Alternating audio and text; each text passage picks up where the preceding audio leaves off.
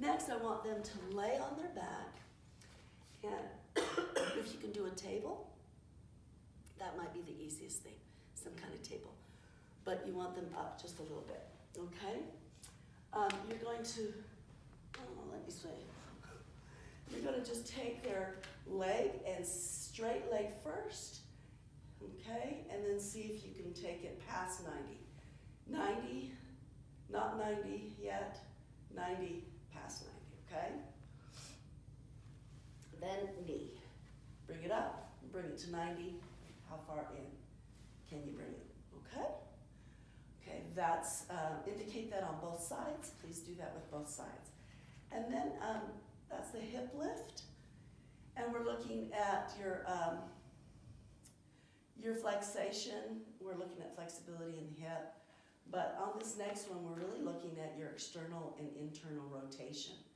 And so the way that San Francisco Ballet screens this is that they take one leg and they bend it in, and then the other leg hanging off the table, they're going to rotate, and you can even manipulate. So you can stand above the dancer here, which is what they'll do, taking the ankle and taking the knee, and you'll either bring the knee in, that's internal rotation towards the inside or their spine, and then bring it back to parallel or the plumb line, and then you can turn it out away from the spine, okay? And it would look like this. So you'd be holding, and I'd like you to try actually manipulating the dancer, okay?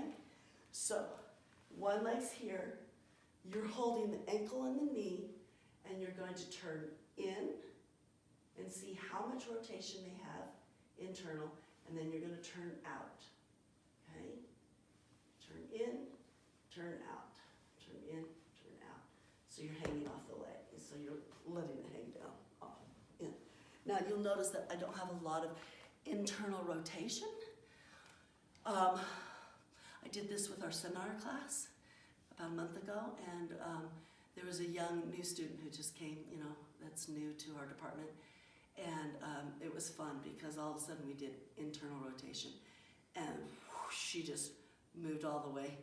Her leg was all the way out to the side, but her foot was all the way up here, and I went, wow, you have an extreme internal rotation. I said, are you able to just open up in second and just flop over? And she said, yeah, it's just simple. I don't even work on it. And so that's a structural thing. It's really, really fun for her. When you don't have a lot of internal rotation, those leaning over and straddle position is a little bit more difficult to get to, and you're really working on stretching, but there's some structural issues there. So that's that last one, and then let's see. I think we had one last one that I wanted you to do just for their lower back to see the flexibility, okay? So you're going to, and we've done this in dance class before, but you're looking at it for flexibility, okay, just for documentation. Put the hands right by your shoulders, and all you're asking them to do is to reach up. You want them to extend their elbows. It doesn't really matter if the nose is up or not, but what you're looking for is the hip. This nice bony hip joint right here is down by the floor. That's when you've got really good lower back flexibility, okay? If it's up off the floor, like mine, it's less flexible back, right? So now you're looking at strength and flexibility in the lower back, and you're just documenting that. So you'll notice that sometimes your students will come in and just have natural abilities that they're just structurally born with. And you can work with that as a dance teacher, but if they also have some deviations or just some structural impingements, you can also, knowing that, you can work with them to help expand their abilities too. I had a student, I think many, many years ago, I was teaching children's creative dance when we had that program at UNLV on Saturday mornings, and I had a young girl come in, and she just opened straight out to the perfect 180 first position. Not even a struggle for her. And it just blew me away, The only problem was is that she wanted to be a soccer player, not a ballet dancer. And the more we worked, she just said, she was 11 years old, and she said, I just want to play soccer.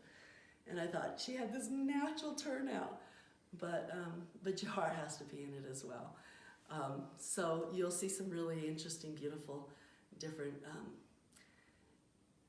gifts that different people have with their bodies, and it's fun as a teacher. Anyway, that's your screening.